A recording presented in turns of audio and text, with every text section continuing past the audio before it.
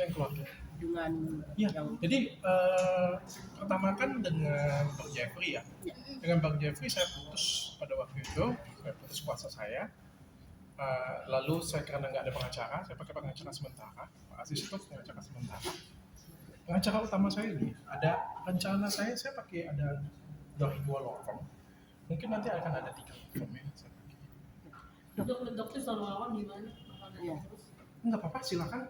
Jadi masalah saya terbuka untuk publik, jadi saya silakan untuk kalian semuanya liput dari awal sampai akhir supaya kita juga melihatnya secara transparan, secara terbuka semuanya. Kalau memang saya ada salah, memang terbukti saya melakukan kejahatan, saya membahayakan masyarakat, saya siap dihukum seberat-beratnya.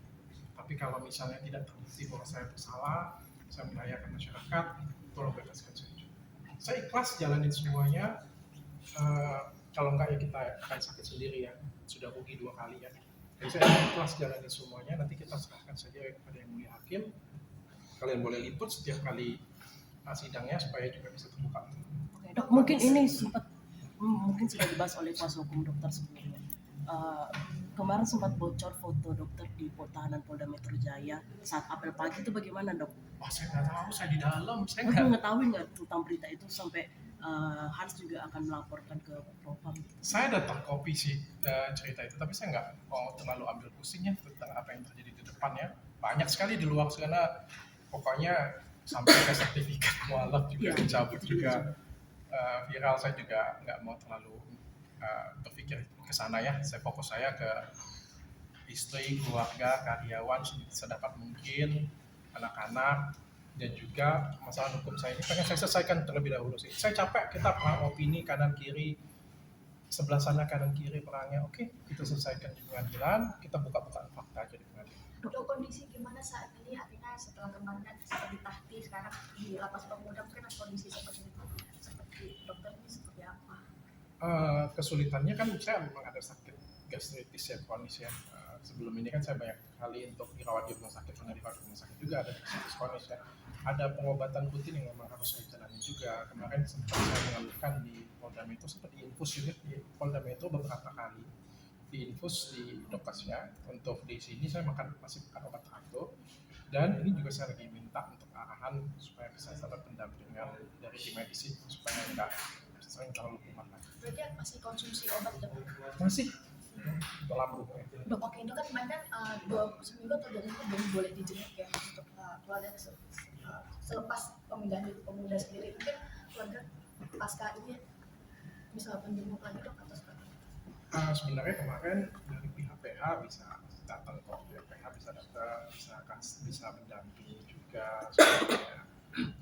Ya, nanti kita sebutkan yang terbaik aja ya. Dok, mungkin ini kan sudah berbulan-bulan tidak ketemu anak segala macam. Apa sih, Dok, yang disampaikan? Banyak orang yang menilai, ini bapaknya begini. Saya nggak berpikir seperti itu ya. Yang tahu saya, istri saya, yang tahu saya anak-anak saya, yang tahu saya keluarga saya, yang tahu siapa saya, karyawan-karyawan saya paling tahu dan siapa saya. Mungkin beberapa teman-teman di sini yang dekat dengan saya pasti tahu siapa saya. Bagi yang nggak kenal dengan saya ya terserah dia mau berpikir apa ya. Saya juga nggak mau terlalu ambil pusing ya.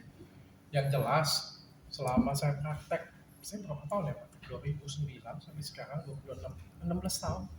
16 tahun ya benar ya, 16 tahun. Saya nggak pernah jual produk tanpa izin edar. Semua produk yang saya jual BPOM. Saya nggak pernah jualan skincare abal-abal yang ada merkuri, ada hidroquinone yang membahayakan orang, yang bisa bunuh orang. Kalian tahu nggak berkas saya seberapanya? Tangan saya nggak bisa tunjukin. Waktu saya datang, pengacara saya langsung bilang, wah kalah kasus korupsi, dia bilang. Korupsi aja nggak setebal itu katanya. Ya saya ya apapun itu saya jalanin aja lah ya.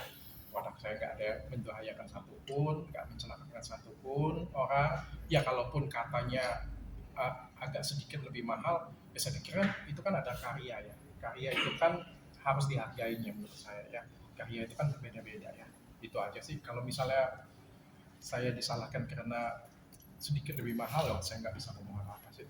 Saya serahkan semua kepada yang mulia hakim aja. Aku ingin sampaikan ke anak kemana-mana ya Dok ya, sampai ke sertifikat mualaf Dok dicabut gitu.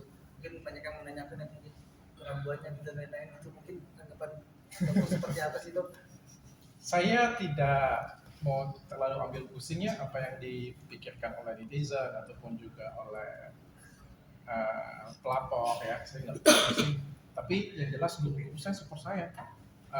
Ustadz Dery Sulaiman datang kepada saya, dia support saya. Ustadz Felix Shaw datang loh, jenguk saya juga, memberikan support langsung. Bahkan pengacara ini juga diberikan rekomendasi khusus oleh Ustadz Halim Basalamah juga. Dan bagi saya yang paling penting itu keluarga, anak-anak, guru-guru saya sih. Saya nggak peduli, dan yang paling penting Allah tahu sih. Saya nggak penting sih bagi netizen yang bilang ini apapun ya pencitraan atau apapun, saya nggak peduli. Dok, Yang penting mungkin saya belajar langsung. apa yang mau disampaikan kepada keluarga dan anak?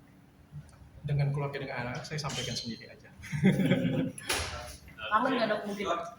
Saya kangen sekali dengan istri dan anak-anak saya. Kangen sekali ada di rumah. Saya kangen sekali melayani pasien-pasien saya. Saya kangen sekali dengan karyawan-karyawan saya. Tapi apapun itu, permasalahan ini harus saya lalui dan selalu saya hadapi. Harus saya jelaskan sejelas-jelasnya. Tapi sebenarnya yang bikin saya sedih, apa sih urgensinya sampai harus ditahan? Sedangkan kan tidak ada korban satupun di sini, tidak ada bahaya satupun di sini. Kalau misalnya saya mencelakakan orang atau membunuh orang, atau misalnya secuil saja melukai fisik seseorang, nggak apa-apa. Tahan saya, bahkan kali 2, nggak apa-apa. Tapi kalau misalnya saya nggak ada kesalahan, nggak mencelakakan orang sama sekali, ayo, saya bersedia selesaikan sidang ini sampai selesai. Jangan bubarkan, selesaikan sidang ini sampai selesai.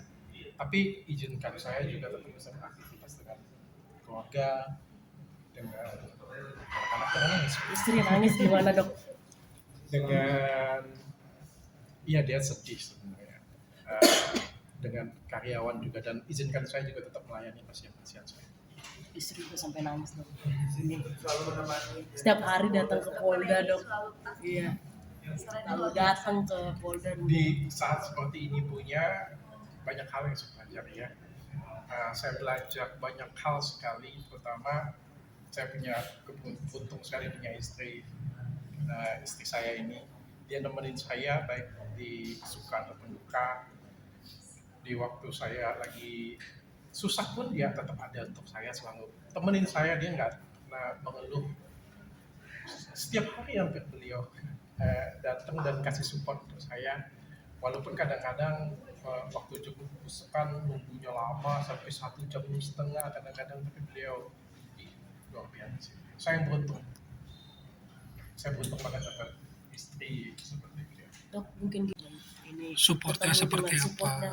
Dan dia nangis. Gimana dok, mungkin sepatah dua patah dok? Ini pengacara saya belum datang ya? Ya Bapak ya. Kalau untuk bisnis sendiri masih tetap berjalan ya. Berjalan demikian adanya. Saya juga mohon minta maaf juga dengan karyawan-karyawan saya, pasti terganggu ya. Saya minta maaf juga dengan pasien-pasien saya. Izinkan saya di sini menyelesaikan sidang ini. Saya akan menjelaskan dengan kalian sebaik-baiknya. Saya percaya sih kalau kemarin kan semuanya bisa ada namanya penggiringan opini ya. Tapi kalau di sini saya akan menjawab dengan terang-terangan ini. Saya juga malas ribut dengan di medsos. Dia bilang A, saya bilang B, bilang C, bilang D. Kan ribut nggak penting juga ya. Kita keluarkan semua data kita di sini.